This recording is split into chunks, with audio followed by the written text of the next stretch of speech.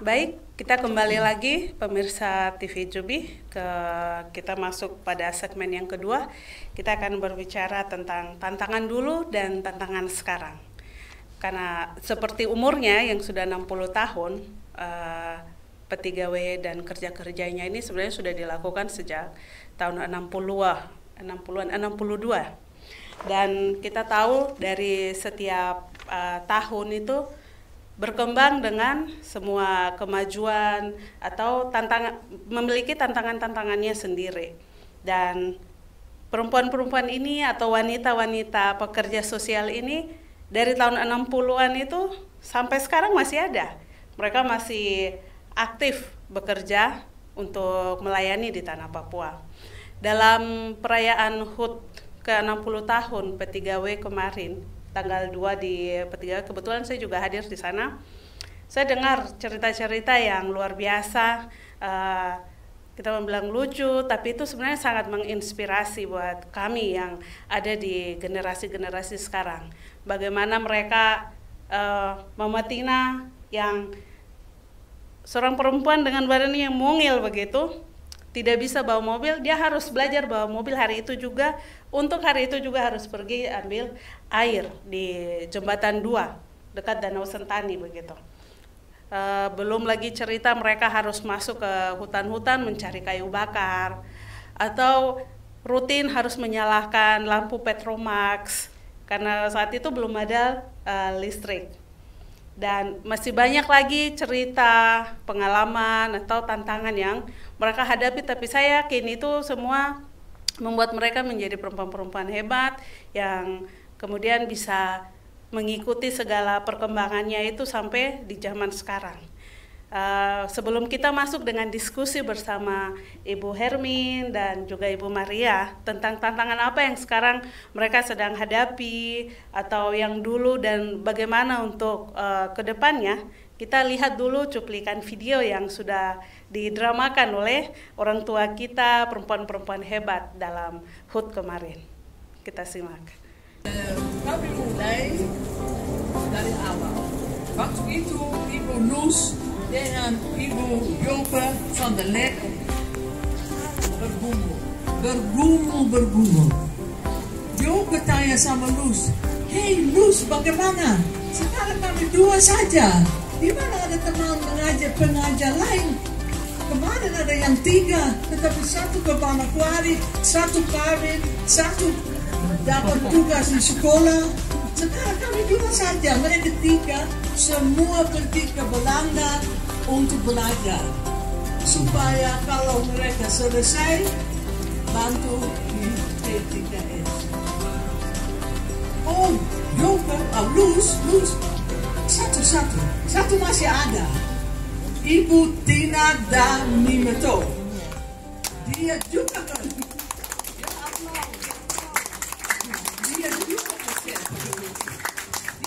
ke sana, tetapi dia mau bantu di PTV, tetapi sudah ada yang 3. Ibu pulang ke kampung untuk saya sudah kembali ke Bugisi, ada berita bagus untuk Lus, coba Ibu Tina sudah bersedia karena dia dapat izin dari kepala sekolah dan dapat izin dari dia punya bapak. Dus dalam waktu dekat dia datang. Kami tunggu saja. Di mana? Dia belum datang kah? Dibatalkah? Harap tidak. Oh, Tina sudah datang dengan koper-koper.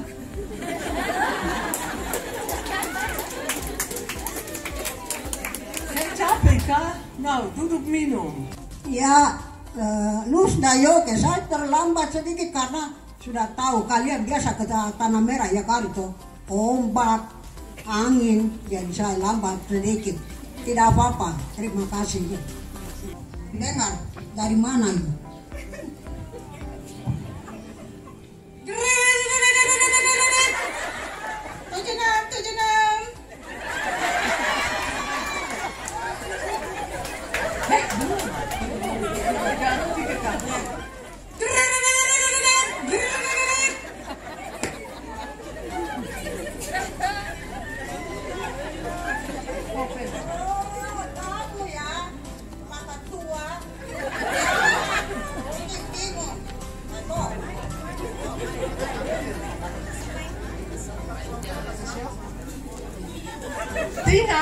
Tina, kau ada kah? Saya susah. Ya, saya ada. Tina, bisa tolong saya kah kirim orang karena saya tabrak tiang listrik.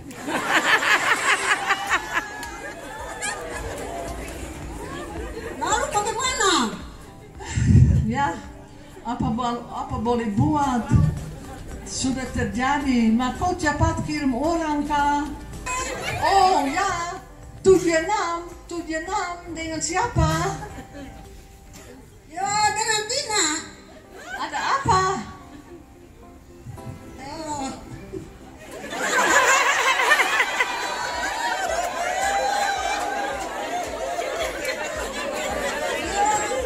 masuk parit. Eh? Oh. Satu tabrak tiang, satu tabrak masuk parit. Kasihan mobil.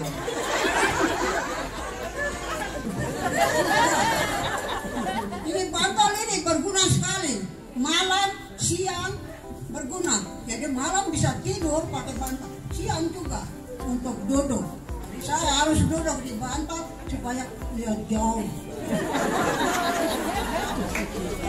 Sudah, Tina,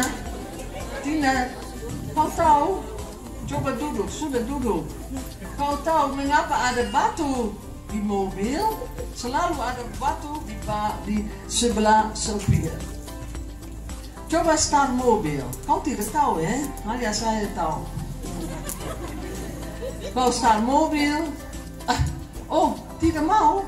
Oh, berarti kabel aku lepas.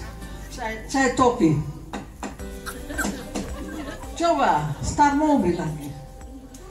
Belum. Berarti Ini. oh, berarti aku kosong.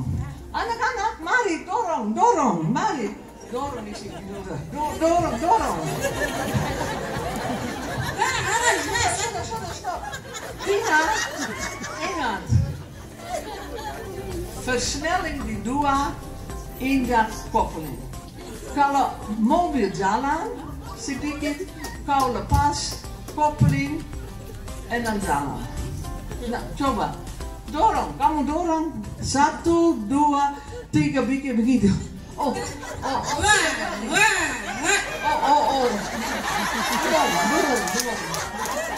Satu kali lagi. Tenang. Satu kali lagi, dorong. Sudah. 2, 3. Ya, lepas. Ini ibu. Nog satu kali. Sudah. Satu kali lagi. Dorong. Tidak, jangan lupa angkat koppeling. 1, 2, 3. Jalan. Luar biasa. Ya, nona, ini kita perlu air. Harus pergi ke jembatan 2, ambil air. Kasih naik drum di mobil.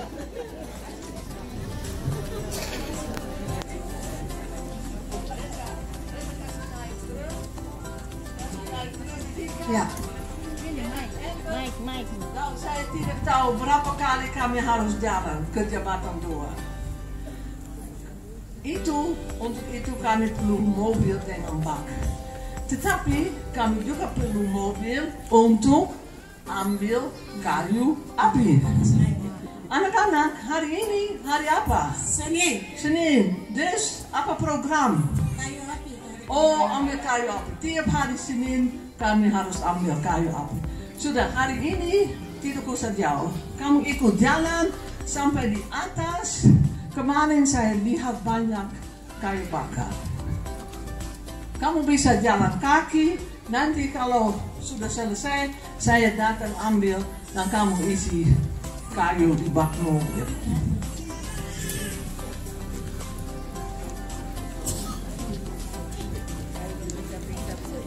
Api yang kami cari dan taruh supaya setelah banyak kami panggil Ibu Rimon datang ngambil kayu-kayu ini.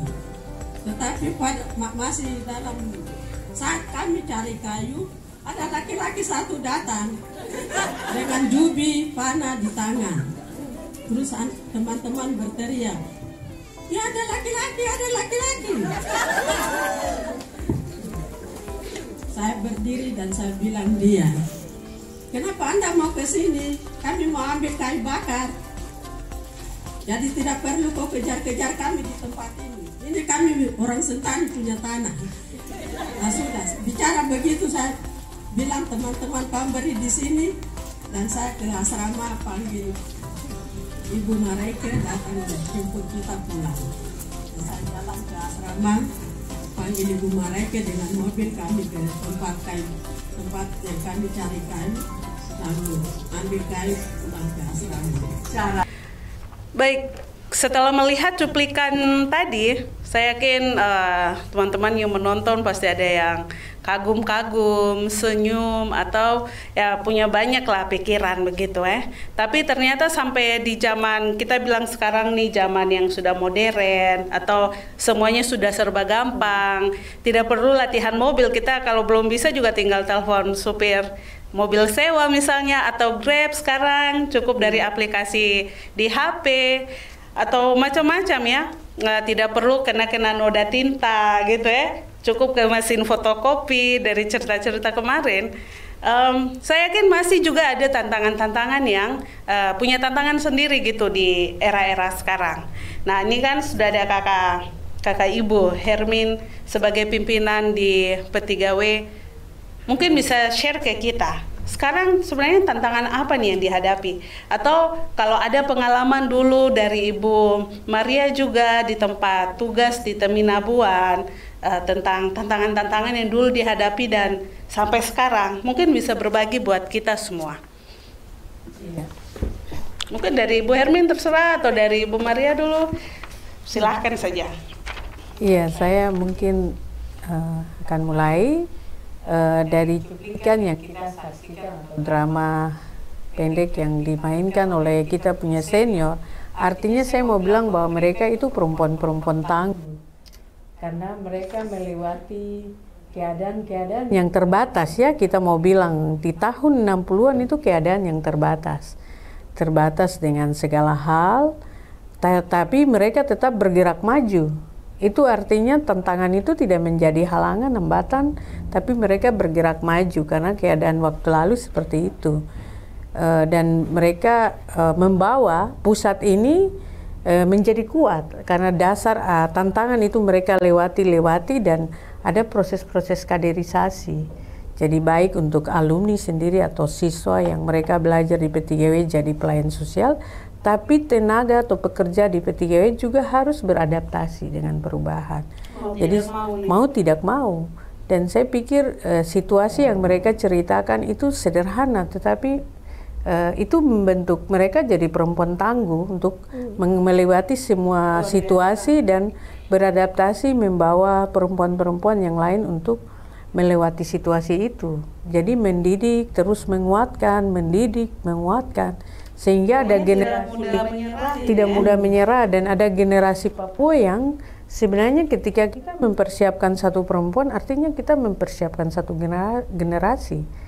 Jadi mereka dididik dengan banyak keterampilan, pengetahuan, dan juga dengan situasi kayak tadi kita lihat kalau menyiapkan materi, bahan-bahan ajar, tetapi masih pakai mesin stensil atau cara yang sederhana, lalu melewati sampai masuk ke fotokopi. Hari ini kita duduk di komputer, cepat saja ketik sudah print out. Artinya itu situasi yang hari ini, tapi sebenarnya kita juga harus beradaptasi dengan yang lebih naik tingkat lagi.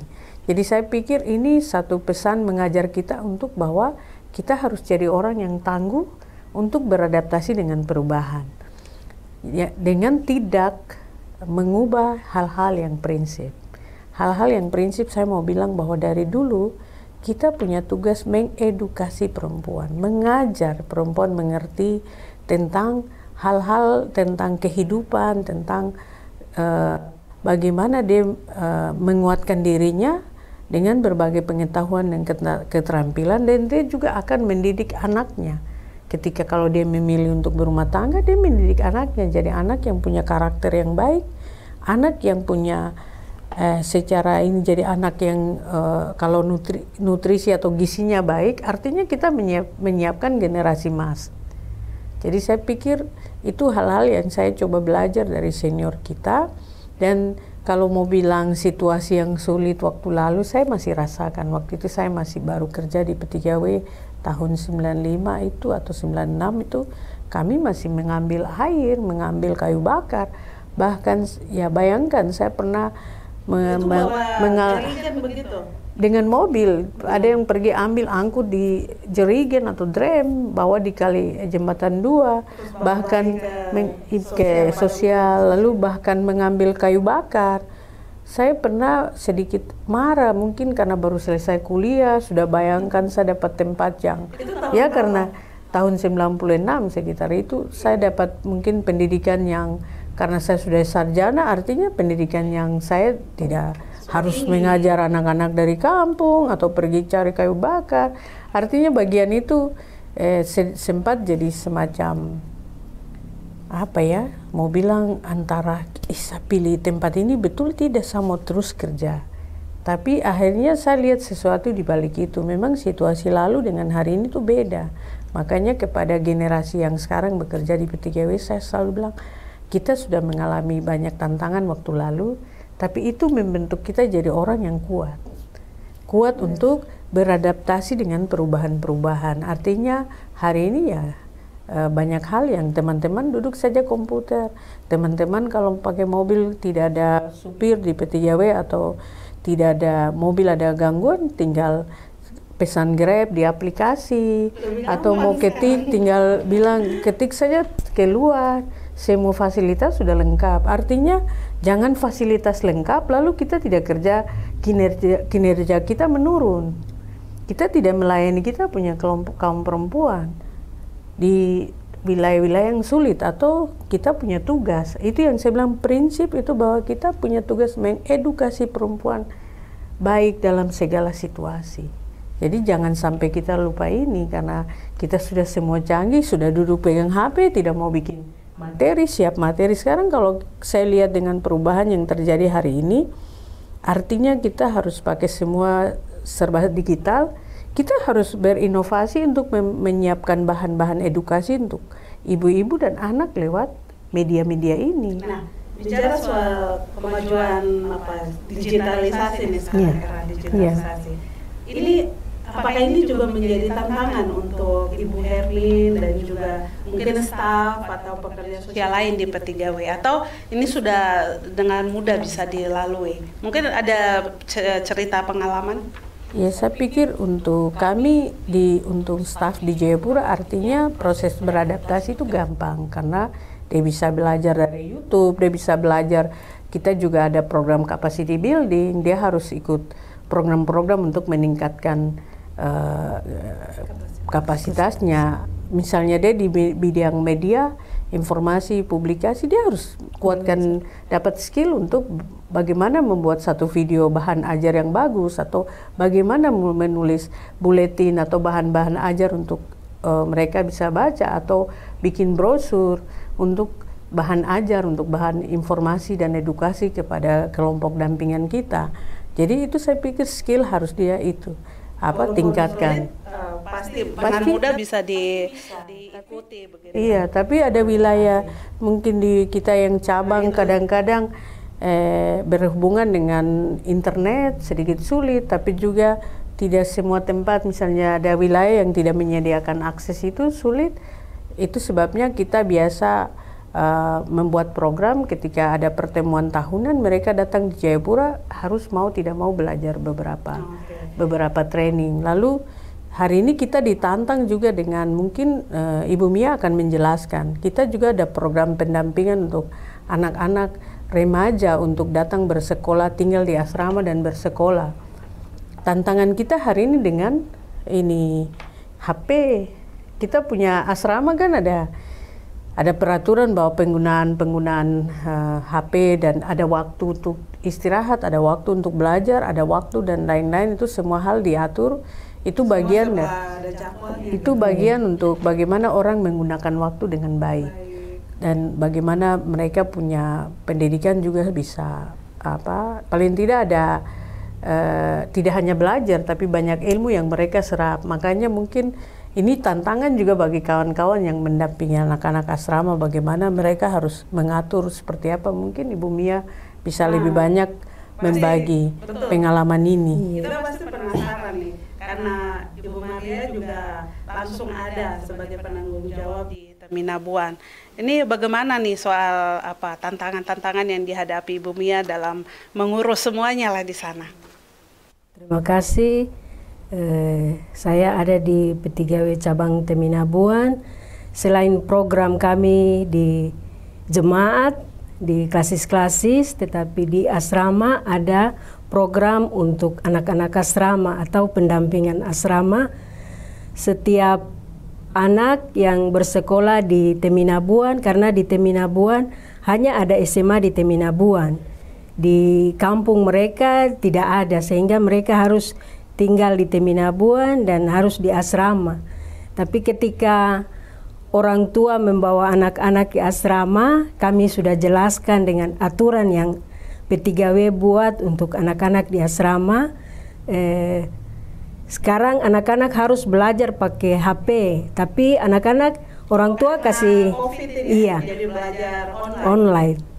Jadi kami harus jelaskan untuk orang tua. Ketika orang tua kasih HP untuk anak-anak, kami sudah jelaskan.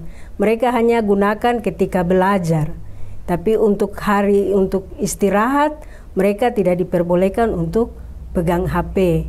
Karena itu nanti mengganggu mereka untuk istirahat. Karena semua berjalan dengan waktu. Makan, istirahat, pergi sekolah, itu semua dengan waktu. Itu P3W sudah buat dalam aturan asrama. Oke, dan ada pengalaman apa nih di asrama? Apakah semuanya memang berjalan sesuai aturan atau ada hal-hal lain yang Ibu hadapi di? Iya, ketika anak-anak masuk di asrama, ya latar belakang anak-anak berbeda-beda. Dari kampung ke kota sangat berbeda, tapi ketika mereka harus dengan waktu, dengan aturan yang ada, dengan itu mereka bisa berubah. Jadi kita menyiapkan mereka untuk menjadi perempuan yang mandiri. Jadi P3W punya program untuk anak-anak tinggal di asrama supaya mereka bisa mandiri. Ketika mereka kembali ke keluarga, apa yang sudah mereka buat di asrama itu juga mereka buat dalam keluarga. Luar biasa. Semoga semuanya berjalan baik. Iya. Dan di sana Ibu Maria dibantu beberapa orang atau Ibu sendiri? Ada 2 staf yang organik dan juga ada 1 adik yang pernah tinggal di asrama, Alfonsina Segeit. Dia dari SMP tinggal di asrama, kemudian SMA.